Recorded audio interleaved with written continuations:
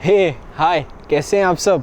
Doctor Smith है। Brain दोस्तों, हमारा दिमाग रात दिन कंटिन्यूअसली फंक्शन करता रहता है round the clock without taking any time off. जब हमारा शरीर सोता है, माना कि when our body sleep our brain still work performing mundane yet essential administrative task, जैसे कि न्यू इन्फॉर्मेशन को सॉर्ट आउट करना, नई नई न्यू मेमोरीज फॉर्म करना एंड स्टोर करना। पर इन सब के बावजूद हम अपनी ब्रेन हेल्थ पर इतना ध्यान ही नहीं देते जितना हम अपनी फिजिकल हेल्थ पर देते हैं। इनफैक्ट मेरे हिसाब से इसका सबसे बड़ा कारण यह है कि हमने हमारा ब्रेन कैसे फंक्शन करता है, how does our brain work, ये ठीक से समझा ही नहीं है। आज के इस बेहतरीन वीडियो में आप समझेंगे कि कैसे हमारा ब्रेन काम करता है, that too in the most simplistic way possible। और आप जानेंगे कि कैसे हम अपने ब्रेन को एक्टिवेट कर सकते हैं to reach the maximum optimal potential of yourself, जिससे हम अपनी जिंदगी और अपने काम को बेहतर कर पाएंगे। Please do watch the entire video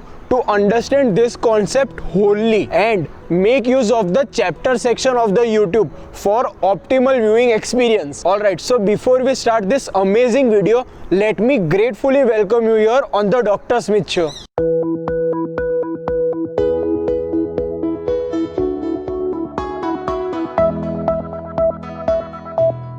हम ह्यूमंस के ब्रेन और एप्स के ब्रेन में सिर्फ टाइनी डिफरेंसेस हैं, बट ये डिफरेंसेस काफ़ी क्रिटिकल हैं। हमारा ब्रेन 3 हिस्सों में डिवाइडेड है, each part with its distinct features and functions. इन तीनों में से 2 पार्ट्स एप ब्रेन से सिमिलर हैं। पहला हिस्सा रेप्टिलियन ब्रेन, ये हिस्सा हमारे बॉडी फंक्शंस को गवर्न और रेगुलेट करता है, the functions we have no conscious control of, for example breathing, digestion, sweating इत्यादि। दूसरा हिस्सा मैमेलियन ब्रेन, जो कॉन्स्टेंटली हमारे एनवायरनमेंट को स्कैन करता रहता है फॉर अ डेंजर और अ रिवॉर्ड। इस हिस्से को हमारे ब्रेन का इमोशनल हब कहते हैं because it deals with feelings and emotions. ये दोनों हिस्से हम एप्स के साथ शेयर करते हैं, पर हमारा तीसरा हिस्सा हमें अलग बनाता है, जो है the prefrontal cortex, the human brain, जो रिस्पॉन्सिबल है for reasoning, analysing and managing our emotions. Basically prefrontal cortex की एक ड्यूटी है to prevent and regulate our impulsive and instinctive behaviours. आप अपने मैमेलियन ब्रेन को एक किंडरगार्टन समझ सकते हैं, where everybody is running among, everybody is doing as they please. और जब इस किंडरगार्टन में द प्रीस्कूल टीचर आती है, the human brain, the chaos is brought under control and order returns. I hope you understood the 3 parts of your brain. दोस्तों, इस video के last chapter में मैं आपसे शेयर करूंगा excellent self explanatory wisdom quotes, जो बहुत ही वैल्यूएबल साबित हो सकते हैं। So stick around friends. आइए अब जानते हैं कि कैसे हमारी फिजिकल एक्सरसाइज हमारे ब्रेन को अफेक्ट करती है। Cryptic crosswords and puzzles like sudoku are excellent mental exercises. ये मेंटल एक्सरसाइजेस और एक्टिविटीज आपके ब्रेन को हेल्प करती है to reshape and grow itself. Such exercises basically reduce your chance of memory loss, dementia, especially age related dementia. Now what about the physical exercise?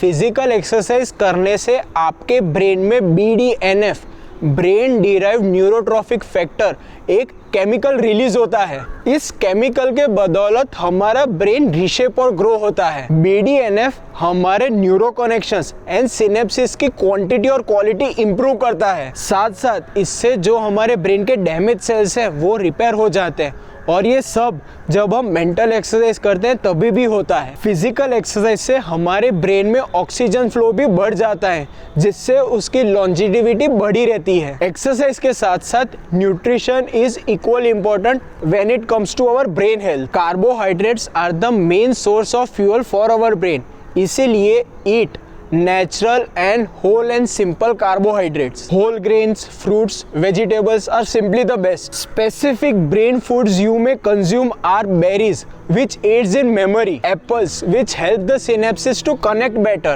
nuts and seeds slow down the cognitive decline. 75% of our brain is made out of water, और dehydration के कारण आपका brain slow down हो जाता है, especially the gray matter. Thus, you must keep yourself well hydrated.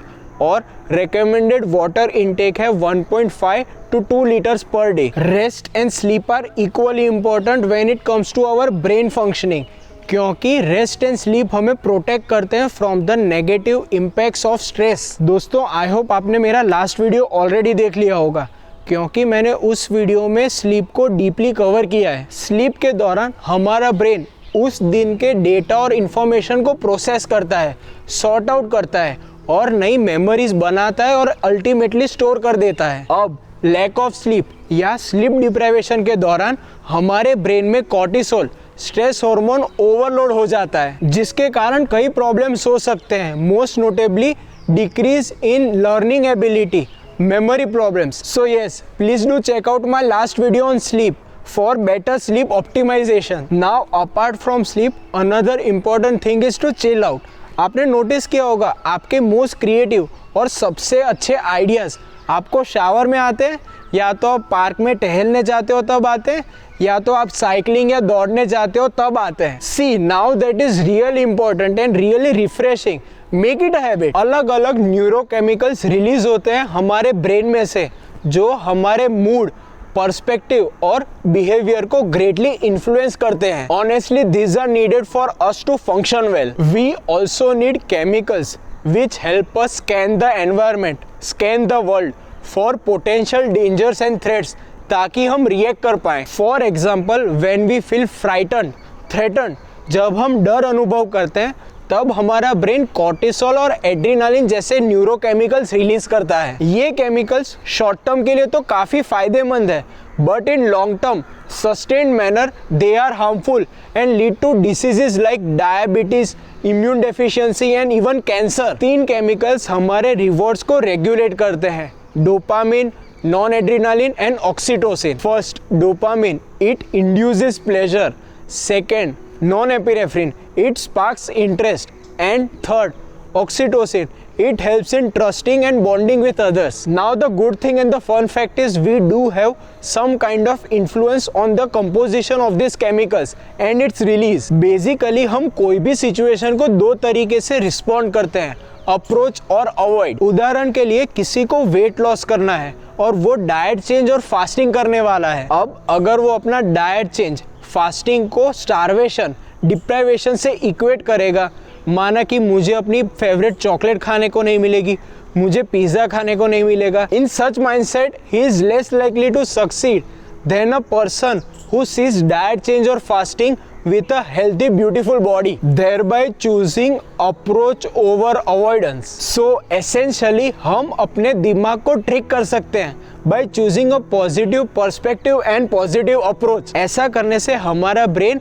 Come stress hormones release करेगा और ज़्यादा रिवॉर्डिंग हार्मोन्स रिलीज करेगा, and that will motivate you and help you achieve what you want. Being in control adds to your happiness and success. Having control allows us to direct the pace of the events, जिससे हमें काफ़ी समय मिल जाएगा उस situation और scenario को ठीक से समझने के लिए before we can think and respond. Let me tell you friends, not having control in your life can lead to you being outside your comfort zone. Fortunately दोस्तों कई तरीके हैं जिससे हम अपना सेंस ऑफ कंट्रोल रीइंफोर्स कर सकते हैं एंड फील मोर कॉन्फिडेंट। कई साइंटिस्ट ने माना और ये कंक्लूड किया है कि लोग आइदर इंटरनली फोकस्ड या एक्सटर्नली फोकस्ड होते हैं। बीइंग इंटरनली फोकस्ड मतलब they feel in charge of their fate and destiny and they have the ability to change the things. Externally focused मतलब ये लोग helpless feel करते हैं and they blame others for the things that happen to them. As simple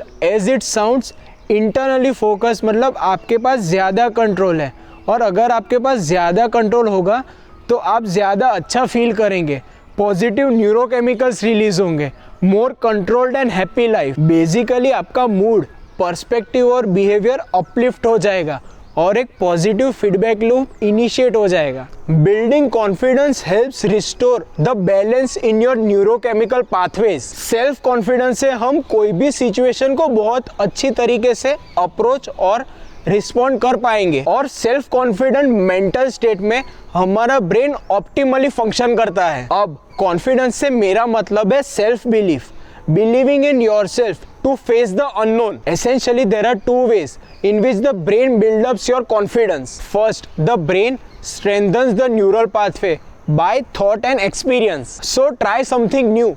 Essentially, be curious about life. Intrinsic curiosity is one of the best ways to build up confidence in yourself. माना कि छोटी छोटी activities जैसे कि नई किताब पढ़ना, नए दोस्त बनाना, belonging to different domains and perspectives, नया म्यूजिकल इंस्ट्रूमेंट सीखना, नई गेम सीखना, एंड सेकेंड, रिपीटेशन. आपने ये कहावत तो सुनी होगी, practice makes the man perfect. Continuously repeat and iterate और धीरे धीरे आप अपने आप पर कॉन्फिडेंस ला पाएंगे. अब कई बार आपको एक विल पावर चाहिए होगा which requires focus and constraint to build up. It will basically require your dedicated time, energy, focus and attention. एक और एस्पेक्ट जो सक्सेस और आपके कॉन्फिडेंस में कंट्रीब्यूट करता है, that is goal achievement. Setting specific goals and achieving them, experiencing the accomplishment. इससे आपका ब्रेन सेटिस्फाइड रहेगा. इस दौरान हमारा ब्रेन पॉजिटिव न्यूरोकेमिकल्स रिलीज करता है जिससे आपको पॉजिटिव फीलिंग्स एक्सपीरियंस होती है. So please set realistic, small, incremental and sustainable goals जिन्हें अचीव कर आप अपनी ब्रेन हेल्थ और फंक्शन को ऑप्टिमाइज, इंप्रूव कर पाएंगे.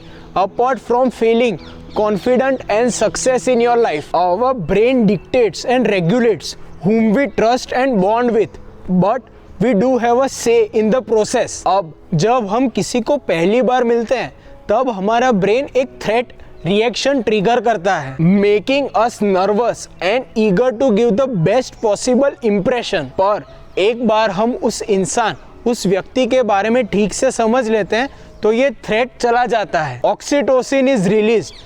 It makes us trust and emotionally connect and bond with them. Reliability, generosity, integrity, laughter, shared memories, ये कुछ फैक्टर है जिससे आप उस व्यक्ति को ट्रस्ट कर पाएंगे. Now the curious question is, how do we ever say in all this? एक इंटरेस्टिंग स्टडी में पाया गया कि NBA basketball players perform better when they gave more high fives and back slaps. Doing such celebrations, more oxytocin is released and trust is developed more within the team. दूसरा एक तरीका है active constructive responding. मतलब उस इंसान, व्यक्ति को acknowledge करना, वो जैसा है वैसे ही उसे स्वीकार करना एंड डिस्प्ले पॉजिटिव इंटरेस्ट और कभी कभी कंस्ट्रक्टिव क्रिटिसिज्म देना. सो या देयर वी आर. होप आपको आज का वीडियो बहुत ही वैल्यूएबल, इंफॉर्मेटिव और बहुत ही अच्छा लगा. आज का वीडियो इंस्पायर्ड और बेस्ड था on yet another fantastic book, activate your brain, written by Scott G Halford. Please share this video with your friends and family ताकि आपकी तरह वो भी अपनी ब्रेन हेल्थ को ऑप्टिमाइज कर सके. Like and subscribe to this channel for such perennial content in near future. नीचे कमेंट सेक्शन में आप अपने ओपिनियंस, रिव्यूज एंड फीडबैक लिखकर भेजें. I look forward to it. And here are your wisdom quotations.